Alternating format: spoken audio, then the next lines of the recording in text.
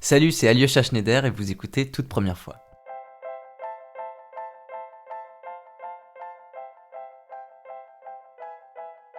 Si la douceur avait un visage et une voix, ce serait sûrement celui et celle d'Alyosha Schneider. Il suffit d'écouter le nouvel album éponyme de l'acteur-chanteur franco-canadien pour s'en rendre compte. Le tout jeune trentenaire a confectionné avec beaucoup de délicatesse une collection de chansons d'amour qui nous mettent du baume au cœur en cette rentrée et ce début d'automne. En tournage en Grèce, lors de l'écriture de ce troisième opus, à des milliers de kilomètres de sa copine, l'artiste se met à nu et explore les hauts et les bas de sa relation à distance. Un thème qui pourrait paraître triste ou lourd, mais qui donne contre toute attente naissance à des titres lumineux, sublimés par des arrangements folk. Alyosha se met d'autant plus à nu qu'il a écrit la quasi-totalité de l'album en français, au lieu de l'anglais, comme sur ses deux premiers projets. C'est de tout ça dont on parle dans cet épisode enregistré au début de l'été. Trouver sa voix, trouver sa langue, trouver son écriture, je vous laisse découvrir tout de suite. Et là j'avais mon... c'était mon nom complet. Ouais. Et du coup il y avait un truc un peu le... Toute première fois, saison 4, épisode 2, Alyosha Schneider. La musique pour moi n'a rien à voir avec ça. Et du coup ça peut pas s'appeler aussi Alyosha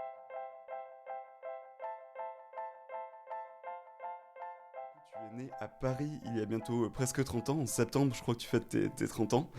Et t'es parti avec tes parents au Canada quand t'avais 3 4 ans, je crois, si je dis pas de bêtises. Donc t'as vécu une grande partie de ta vie, même la plupart de partie de ta vie au Canada, dans un milieu qui était très artistique, parce que ton père faisait du théâtre, c'était très théâtral. Mais en parallèle, donc toi, tu as aussi fait donc du coup des cours de théâtre, tu as joué dans plein de productions très jeunes et jusqu'à encore aujourd'hui, au cinéma, au théâtre, mais tu as aussi pris des cours de musique et tu as aussi pris des cours de guitare, des cours de chant. Je me demandais comment justement est-ce que tu es allé vers le chant alors que ta famille était plutôt orientée, j'ai l'impression, vers le théâtre, le cinéma.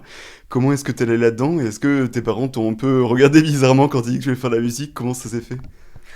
Bah en fait moi j'ai le rêve d'être chanteur, je l'ai eu vraiment au même moment Que au même celui moment d'être que acteur. celui d'être acteur. Ah Ouais. ouais. Donc c'était à 10 ans euh, où j'étais fan de Robbie Williams à l'époque, par mon grand frère, quand je le voyais sur scène, I don't wanna rock, je me suis dit, oh ouais je vais faire pareil.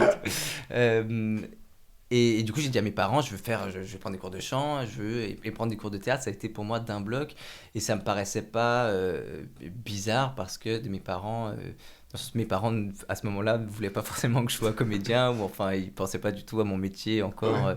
C'était Il se disait vraiment. que c'était juste pour un hobby, il va faire ça comme ça, pour l'occuper un peu. Oui, oui, c'est Ouais, ça. c'est ça en fait. Voilà. Sauf que moi, j'avais le rêve vraiment d'être chanteur à ce moment-là et de faire du cinéma. Et quand t'as 10 ans, t'as pas de référence. Pour moi, ça me paraissait pas du tout inconcevable de faire les Ouais. deux. Euh, et, et voilà, donc, mais simplement, à 12 ans, non, j'étais pas un peu. J'ai pas enregistré de disque à 12 ans, sauf qu'il y avait des rôles pour des enfants de 12 ans à la télé, au cinéma et au théâtre. Donc, j'ai commencé professionnellement euh, enfant au cinéma. Ouais. Sauf que parallèlement, j'ai vraiment continué la musique à fond même j'ai arrêté les études à allez, 17 ans parce que déjà je travaillais pas mal au cinéma et j'avais Ouais. plus le temps d'aller à l'école et le temps que je passais à l'école, je me disais je préférais le faire à écrire des chansons, je préférais le passer à écrire des chansons. Et du coup, j'ai arrêté et j'ai écrit mon premier album à ce moment-là. Et justement, est-ce que toi, à cette époque-là, est-ce que tes frères jouaient déjà dans des productions aussi au cinéma et enfin, dans le cinéma, ton père aussi était un peu dans ce milieu-là, est-ce qu'ils t'ont pas dit, est-ce qu'ils t'ont encouragé ou est-ce qu'ils t'ont pas dit non, non, non, va pas dans ce milieu, nous on y est déjà, c'est trop dur, je sais pas, comment ça s'est fait justement quand toi tu leur as dit, je vais faire ça, théâtre, musique. Bah, c'est vraiment au moment où j'ai arrêté les études à 17 ans que ma mère m'a dit ouais, je suis... Est-ce que t'es sûr de toi, non? T'es sûr de toi, t'es sûr que tu veux pas avoir un plan B et tout, c'est sûr que c'est Ouais. casse-gueule, c'est pas une sécurité du tout. Sauf que moi, l'idée de vivre pour un plan B, l'idée de pas mettre toute mon énergie, Ouais. toutes mes forces sur mon rêve, c'était inconcevable. Mais après, je comprends très bien pourquoi elle disait ça, et ça se Pourquoi trouve, en tant que mère, elle devait se dire, qu'est-ce ouais, que. Ouais. exactement, ouais. Je veux dire, bah ouais, c'est sûr que ton gamin de 17 ans dit j'arrête les études, je vais écrire des chansons, tu te dis oula.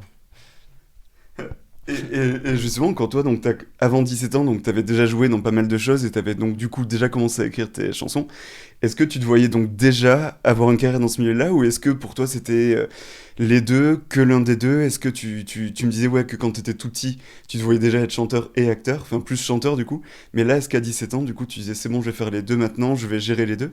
Parce que c'est vrai qu'il y a pas mal, il y en a certains d'artistes qui font les deux.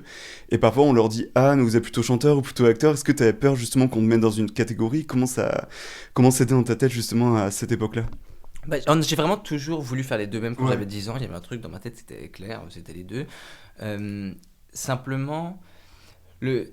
enfin, c'est que quand vers 17 ans, toujours à ce moment charnière, euh, je- ce que je faisais en tant que comédien me plaisait pas énormément. ouais. J'adorais jouer, j'étais toujours heureux sur un plateau, mais artistiquement, je me suis dit, ouais, je suis dépendant des projets qu'on me propose. Ouais. Et à ce moment-là, on me proposait des projets qui me plaisaient pas énormément.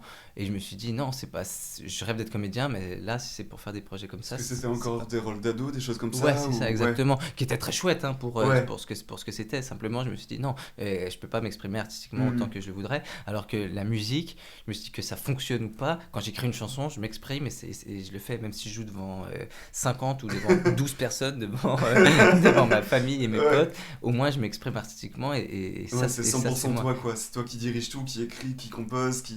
C'est ça. Donc, c'est à ce moment-là que j'ai compris que la musique serait quand même la trame de fond Mhm. de mon parcours artistique. Et ensuite, je me suis dit, le cinéma, je suis tellement heureux quand je le fais, sauf que je veux le faire avec des choses qui me plaisent et que que je signe volontiers. Mhm. Ah, c'est intéressant, du coup, la musique pour toi, c'est un peu un refuge pour tout ce qui est plutôt le côté très personnel, très... C'est toi qui es en contrôle, qui dirige, parce que le cinéma, t'es un peu moins dans ça, vu que t'es un peu... On t'envoie le scénario, c'est le réalisateur qui va diriger, alors que la musique, du coup, c'est une espace de liberté, en fait, en soi. Absolument, ouais. Une liberté d'exprimer ce que je vis, alors que dans le cinéma, bah, quand on joue, on utilise des choses qu'on vit, sauf que c'est quand Mhm. même pour exprimer la vision Ouais. d'un réalisateur, d'une réalisatrice. Donc c'est pas la même chose. Mais encore une fois, rarement aussi heureux que sur un plateau de tournage. Et la musique, c'est quelque chose qui pour moi qui est plus du travail, c'est plus un déchirement intérieur. Mais je sais que c'est quelque chose pour sûr ça que je ferai jusqu'à la fin de mes jours. Et justement, donc du coup, quand t'étais ado, que t'étais encore au lycée, et tu disais que t'écrivais tes chansons pendant que t'étais au lycée, que tu t'ennuyais au lycée, tu te souviens de cette toute première chanson peut-être que t'as écrite, où tu t'es dit, celle-là, c'est celle que j'ai les paroles, j'en suis le plus fier, la musique, j'en suis le plus fier. Est-ce que tu te souviens de cette chanson-là, ou c'est plutôt un ensemble de chansons un peu qui reviennent en tête? Est-ce que tu te souviens de tout ça? Bah, le souvenir que j'ai, c'est que j'étais moniteur dans un camp de vacances D'accord. voilà, des gamins entre 10 et 13 ans. Et le soir, du coup, je chantais des chansons. À l'époque, j'étais encore Autour du feu, à autour la du... guitare, Exactement, avec vraiment des ça. Je guimauves chantais du qui... Jack Johnson, Ah ouais, je ouais, les commençais trucs à vraiment Bob d'été. Dylan, des trucs vraiment d'été. Et je me rappelle un moment, pendant une sieste, un truc comme ça, je me dis, vas-y, j'essaie d'écrire un truc et j'ai écrit un petit couplet, un petit refrain. Ouais. Et c'est vraiment la première fois. Et le soir, tac, je la place entre deux chansons et ça passe crème. Personne se dit qu'est-ce que c'est. Non, on me dit pas c'est génial, mais on me dit pas c'est quoi cette merde, quoi. C'est- Et du coup, euh, pour moi, c'est juste ça, Tu c'était te une dis c'est bon, j'ai sensation. une confirmation, ça passe. Cette confirmation. Non, mais Ouais. juste à l'époque, je me dis juste, on dirait une vraie chanson, quoi. Ça marche. Parce que c'était quoi? C'était en anglais du coup? Et c'était en C'était anglais, ouais. ouais. Et c'était du coup quelque chose à la guitare comme Jack Johnson ou Bob Dylan. C'était dans ce style-là. C'était quoi? Ouais, ouais, je me rappelle, c'était pas exactement les mêmes accords, c'est des accords qui ressemblaient un peu à Les Lady Lay de Bob Dylan. Ok. Et avec des chansons que je trouvais extrêmement spirituelles et magnifiques, que j'oserais pas redire aujourd'hui. C'était quoi les paroles? C'était sur quoi? Enfin, c'était un amour Euh, d'été. ouais, ça disait genre je suis C'était- allongé, je ferme les yeux pour mieux voir. T'as vu ce truc?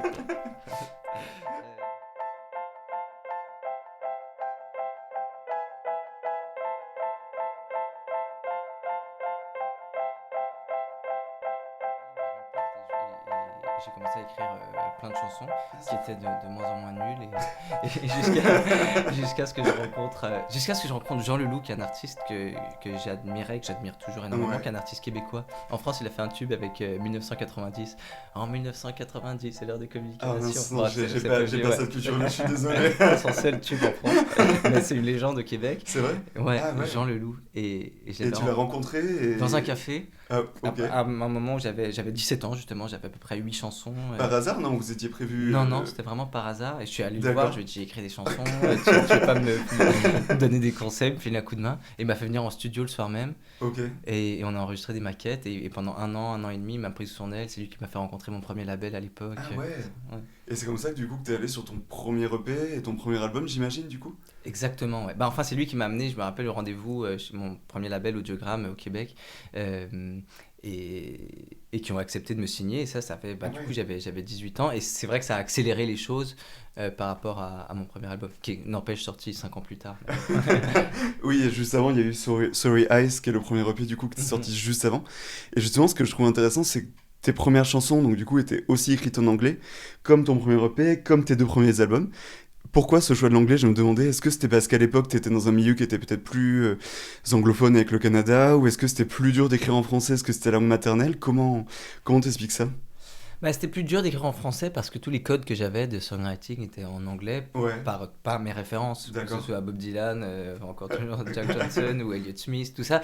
C'est vraiment, ça venait naturellement en anglais. Et même encore aujourd'hui, la plupart des chansons de l'album, il y a une version anglaise ou une ébauche en anglais, et ensuite je transforme et j'écris toute la chanson en français. Mais les mélodies naissent avec des mots en anglais. Et après, j'essaie même de coller les sonorités avec des mots français. Ah ouais, oui, parce que c'est pas du tout les mêmes manières de faire rimer, de chanter, Exactement. Totalement différent le français et l'anglais, donc... Ouais, mais c'est vraiment toute une gymnastique d'arriver à faire ça. D'accord, donc c'était plus par tes influences que t'as écrit en anglais, pas forcément par une peur d'écrire en français ou quoi à l'époque, alors c'était pas du tout ça C'est pas une peur d'écrire en français parce que j'écris dans mes carnets, j'écris souvent des choses et ça me viendrait pas à l'esprit d'écrire en anglais, c'est toujours en français, c'est comme ça que je m'exprime, c'est ma façon de parler, c'est en français, mais c'est vraiment de le chanter. Dès qu'on se met à le chanter, je trouve parfois ça va pas, quoi. C'est pas... En anglais, c'est tout de suite cool, quoi. En français, c'est tout de suite pas cool. Ouais, tu mets un peu une distance peut-être aussi. Enfin, j'imagine que tu comprends l'anglais, tu comprends ce que t'écris, mais peut-être que ça sonne ça sonne différent quand tu le chantes en anglais qu'en français, peut-être aussi. Dans ta tête, je sais pas. Non, mais je crois vraiment, c'est vraiment au niveau des sons. Parce que parfois, je trouve le mot qui est peut-être un mot moins sophistiqué, qui est peut-être un mot moins... intellectuel, tout ça, qui est vraiment un mot tout con, mais finalement qui va se chanter bien et qui va, je sais pas, rayonner comme ça. Donc même, je sais pas, si j'essaie de chanter du Rimbaud, je trouve que ça marche pas, quoi. Ouais, c'est très ancien, c'est très en plus, donc j'imagine que mettre en musique Rimbaud, je sais pas trop ce que ça... qui s'y attellerait, mais... Et donc justement, du coup, t'as sorti ton premier EP, donc Sorry Eyes, c'était en 2016, si je dis pas de bêtises, 2015-2016, je crois. Parce que l'album c'était 2017, le tout premier, donc du coup, qui était 11 songs, je le cherchais, 11 songs, et ensuite Naked en 2020. Et je me demandais justement, avec ces albums-là, qu'est-ce que tu voulais raconter? Qu'est-ce que tu voulais dire avec ces albums? Comment ils sont nés? J'imagine qu'ils sont pas nés de la même manière et au même moment. Il y a eu 3 ans entre 2017 et 2020. Qu'est-ce que tu voulais raconter avec tout ça? Est-ce que c'était justement difficile de concilier ta carrière d'acteur, ta carrière de chanteur? Parce qu'en même temps, tu continuais de jouer un peu. Parce que notamment, tu avais joué dans Closet Monsters au Canada, qui était sorti en 2015, mais en France qu'en 2017. Donc du coup, j'imagine que tu avais d'autres productions en même temps. Comment c'était de concilier tout ça? Et justement, qu'est-ce que tu voulais raconter? Comment tu voulais te présenter avec ta musique à cette époque-là? De concilier au niveau du temps et tout, ça va. Enfin, pour moi, c'est juste des projets différents. Et bon, on s'arrange. Mais c'est vrai qu'il y avait aussi, ce qui était plus compliqué, ce que je voulais aborder de la bonne façon, c'est comment me présenter et comment concilier les deux au niveau de la façon dont je me présentais. Et c'est aussi pour ça qu'à ce moment-là, j'ai enlevé mon nom de famille. Oui, c'est ce que tu me disais avant l'interview. Tu as enlevé ton nom de famille en te disant... c'est quelqu'un de différent que celui qui joue quoi. Exactement, je me dis Alyosha Schneider c'est l'acteur et Alyosha c'est le chanteur. Personne n'a rien vu. Personne n'a rien C'est compris. passé crème. Parce que c'est vrai qu'Alyosha, c'est pas du tout commun comme prénom. Mais non, mais c'était même juste pour moi de dire d'enlever que ça s'appelle juste Alyosha, c'était un autre projet, et c'était pas voilà, c'était autre chose. Euh, et ce que je voulais exprimer, enfin le premier album, je l'ai appelé 11 Songs justement parce que pour moi c'était une collection de chansons que j'avais. Ouais. C'était des chansons justement. Le premier album à Sac, c'est des chansons que j'avais écrites sur 6 ans. Ah ouais. Ouais. Donc c'est Et celle puis, qui datait même de quand t'étais encore en fin d'adolescence en quelque Ouais, sorte. ouais, quoi. ouais, complètement. Il y a des chansons là-dessus que j'ai écrites à 16-17 Ah ans. ouais. Ouais. Euh, Donc c'était vraiment une entrée en matière en musique quoi. Celui-là, c'était vraiment voilà, moi je suis inspiré par ça, je vais vous montrer un peu mes inspirations, ce que je veux raconter, qui je suis. C'était un peu Absolument, ça, quoi. ouais. Et c'est pour ça 11 Songs, il y a un peu un truc de voilà, collection de chansons. Voilà ce que c'est 11 chansons. Quoi. Pas plus. Et ensuite avec Naked, bah là c'est justement c'était vraiment pas pareil, c'était des chansons que j'ai écrites sur vraiment une plus courte durée. Et le travail que je voulais faire, c'était de me rapprocher de moi-même, ce que j'essaie toujours de faire, et j'essaie de le faire encore plus avec le dernier album, Ouais. et de m'exposer. Donc Naked, c'était un peu tout ça, c'était à la fois le côté euh, chercher la simplicité, chercher la pureté du songwriting, la pureté du sentiment, mais c'est aussi Naked, c'est aussi la nudité, donc c'est aussi la sensualité, c'est quelque chose, je trouve que c'est un album qui est plus sensuel que le précédent. Bah, t'avais déjà grandi en plus, surtout si les premières c'était 16 ans et là t'avais Exactement. 2017, c'était 2017, ouais c'est ça. L'autre, donc, du 2017 coup, et l'autre t'avais, 2020. 25 ans, quelque chose comme ça. En 2020, 24, 25 ans. Oui, 2020, non. Ah oui, non, t'étais à 27 ans.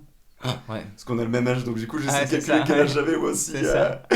Ouais, donc forcément, Ouais. c'est plus mature, c'est plus sensuel, c'est plus. Ouais, j'imagine, ouais. C'est ça, exactement. Là, je ne pouvais pas appeler celui-ci Naked encore, mais finalement, c'est un peu le même chemin. J'ai essayé d'aller encore plus loin dans cette direction-là. Et du coup, juste par le français, je me rapproche forcément encore plus de moi-même. Et, et mon premier album avait des influences très, très folk, c'était Ouais. très influencé, Oui. très Elliott Smith, très Bob Dylan et tout ça. Euh, Et ensuite, j'ai voulu m'en défaire, donc faire quelque chose de beaucoup plus moderne, d'essayer des choses, je voulais être libre. Et on dirait qu'avec ce troisième album-là, c'est comme si j'ai été capable de Faire une synthèse un peu de. faire une espèce de synthèse, d'accepter ce que j'étais. Je trouve que j'étais que j'ai trouvé ma voix, qu'on sent. Évidemment, j'accepte mes influences folk et tout, mais ouais, j'ai l'impression que c'est plus posé cet album.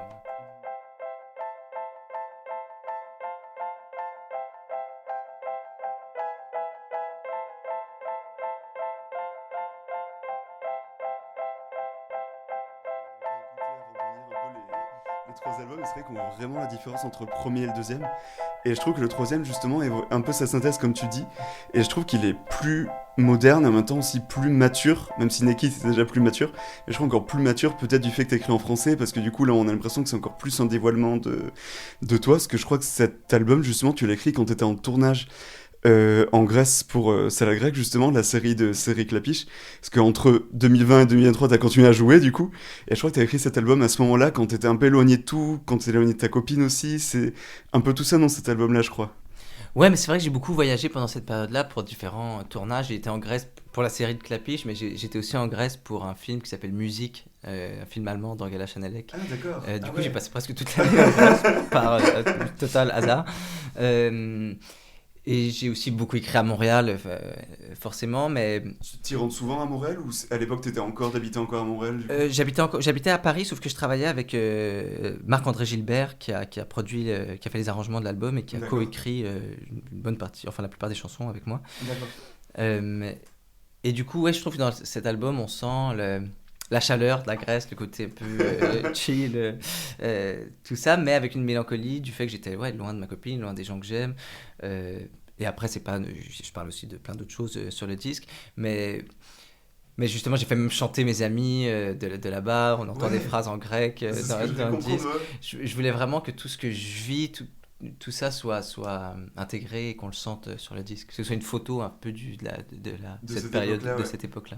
Ouais. Et justement, je crois qu'aussi ta copine qui est chanteuse, Charlotte Cardin, du coup, chante aussi un peu sur les chansons, j'ai l'impression. Je crois qu'elle chante des mélodies ou fait des chœurs un peu sur certains des titres, si je dis pas de bêtises aussi. Ouais. Oui, c'est ça. C'est un peu de façon, façon officieuse, parce qu'on l'a même pas mis, elle voulait même pas être dans les crédits et tout. Mais simplement, à chaque fois, il y a toujours un moment où elle passe au studio, elle dit tiens Charlotte, tu veux pas changer? En plus, ce qu'elle chante tellement bien, c'est qu'on on ouvre le micro et en une demi-heure, elle enchaîne genre 8 titres. Et c'est juste dingue. Et voilà. Ouais. Et justement, donc du coup, c'est là, donc cet album-là, c'est ton premier en français. Donc là, t'as switché sur le français. Pourquoi, justement, je me demandais, tu t'es mis à écrire. Tu disais qu'au début, tu écrivais certains morceaux en anglais et qu'ensuite, tu les switché en français. Pourquoi, du coup, t'as voulu faire ça alors que t'avais fait toute ta carrière, le début de carrière en anglais, en fait? Bah, j'ai toujours eu la volonté de réussir à chanter en français Ouais. et j'ai toujours essayé et vraiment j'y arrivais pas. T'étais pas satisfait. Mais en Ouais. plus, comme c'est pas la facilité, si je dis que j'essaie, mais en réalité, j'essaie une demi-heure Et après, et t'arrêtes. après je switch à l'anglais parce que là tout de suite j'avance quoi. Sauf que j'ai sorti mon deuxième album, donc Naked, première semaine de confinement. Ouais. Tous mes concerts annulés, je me suis retrouvé comme le reste de la planète, avec énormément de temps, Ah putain, alors qu'il venait de sortir. alors que l'album venait de sortir et j'avais rien pour le mettre de l'avant quoi. Ah ouais, putain. Euh, et donc, vraiment juste pour continuer de créer du matériel, je me suis dit, tiens, je vais essayer de traduire une chanson. Ok. Et j'ai décidé de traduire une chanson qui s'appelle Forget My Blues. Et je me suis dit, s'il faut 2 mois pour le faire, tu mets 2 mois, mais tu t'y attelles. Quoi. Et c'est devenu C'est tout, c'est rien. Hmm. Et c'est presque devenu une nouvelle chanson parce que les arrangements sont différents. J'ai même il y a des nouvelles parties qui ont été écrites. Et par la même occasion, j'ai décidé de travailler avec Marc-André Gilbert. D'accord. euh, et ça a été une super rencontre avec lui. Et le titre, je suis très très heureux du titre. Et j'ai trouvé que comment dire, je trouvais que le français finalement m'allait bien. Ouais. Et j'avais réussi à trouver ma voix Ta là-dedans. manière d'écrire, ta manière de chanter, Ouais, exactement. Et à partir de là, ça a été beaucoup plus facile. Ça n'a pas été facile, mais ça a été beaucoup un peu plus ouais, facile un peu plus facile, ouais, d'écrire Ouais. de nouvelles chansons. Et maintenant, du coup, je retrouve un peu mes marques et je sais ce qui marche moins Ouais. bien en français. Euh, et ça a été du coup le début du français et le début de cette collaboration avec Marc-André qui... Parce que lui écrivait spécialement en français, enfin exclusivement qu'en français ou Ah, majoritairement. non, non, enfin... Non, non, même au niveau... Je parlais surtout au niveau des arrangements. Ah d'accord. Mais il a aussi coécrit sur l'album. Et en fait, comment ça se passe, c'est que ça a été beaucoup de discussions, quand on travaille ensemble, les mots, c'est moi qui les trouve, mais ça vient de réflexion avec lui, Ouais. et souvent lui qui va me dire non, ça c'est nul, ça c'est bien. Ah ouais, et justement, est-ce que tu as eu l'impression de vivre une nouvelle première fois musicale avec cet album-là, qui est du coup dans la continuité des autres, mais quand même du coup totalement différent par la langue, par les sonorités, par les textes que tu racontes aussi. Est-ce que tu as eu l'impression un peu de te remettre encore à nu à nouveau, alors que tu l'avais déjà fait il y a 10 ans pour tes premières chansons, tes premiers concerts? Comment tu l'as vécu cette période-là? Bah oui, il y a quelque chose de nouveau, mais en même temps, pour moi, c'est pas déstabilisant de faire ça. C'est quelque chose que je recherche. Et là, je suis déjà en train de réfléchir, de me dire comment je vais pouvoir me mettre Le encore plus à nu quatrième album, sur la quatrième. Bah, ça va être un mix mais- anglais de français, j'imagine. mais, mais non, je trouve que j'ai réussi justement à avoir, oui, quelque chose de nouveau, forcément, parce que c'est en français et je suis obligé de m'adapter. Et de toute façon, je n'aurais pas voulu refaire Ouais. les mêmes disques qu'avant. Je veux évoluer. Mais je trouve que je respecte quand même ce que j'ai installé jusque-là et je pars pas non plus complètement ailleurs. Sauf que on parlait du fait que j'ai même rajouté finalement mon nom de famille. Oui, finalement, du coup, sur la pochette du premier album que t'as du coup diffusé là il y a quelques jours, du coup, effectivement, ton nom de famille apparaît maintenant sur la pochette, ouais. Exactement. Et parce que j'aime sentir, quand je sors un disque, de sentir que c'est d'avoir le sentiment du premier disque, sans renier les Toujours autres un peu, derrière. ah ouais, toujours un peu, t'as toujours l'impression que c'est un premier disque, quoi, Ouais, absolument. Ah, c'est marrant ça. Ouais. Et du coup, cet album était éponyme d'ailleurs, il n'a pas de nom, à part ton nom et ton prénom, donc c'est un peu te représenter au monde, un peu dans un sens peut-être. C'est exactement ça, ouais.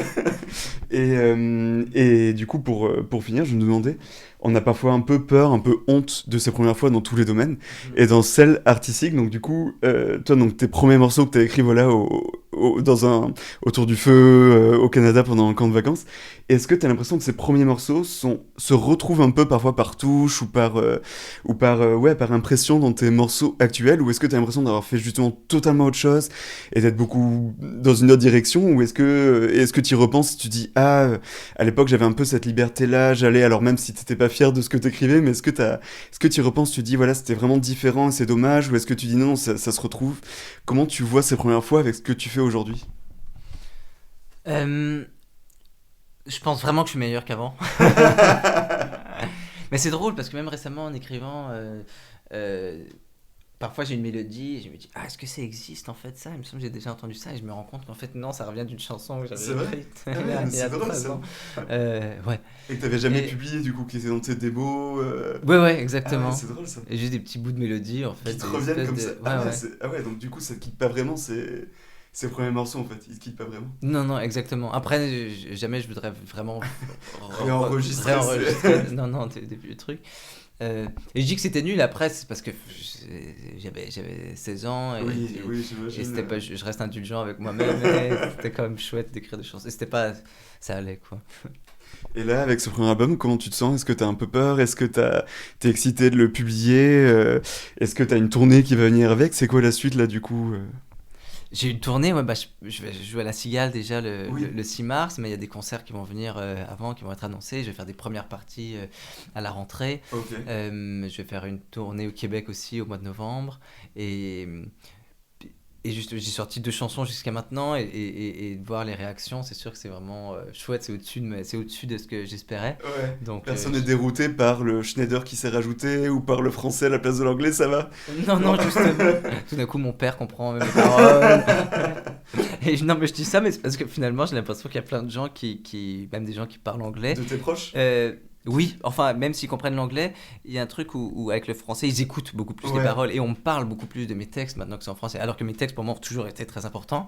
On m'en parle beaucoup plus maintenant et j'ai l'impression que les histoires que je raconte touchent plus les gens dans leur. Ouais.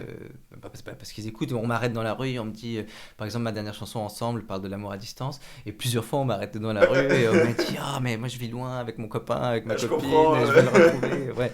Ah, c'est marrant ça. Ouais. Est-ce que tes parents t'ont aussi appelé pour dire est-ce que ça va? Maintenant qu'on comprend les paroles, en fait, c'est un appel à l'aide, tes chansons, ou ça va? Non, ils ont pas. Bah, je pense qu'eux ont été particulièrement touchés par Ouais. certaines chansons parce que c'est des choses dont je leur ai parlé, des choses qu'ils savent que je vis. Donc ouais, je pense qu'ils ont été touchés bref, ils savent d'où ça vient, quoi.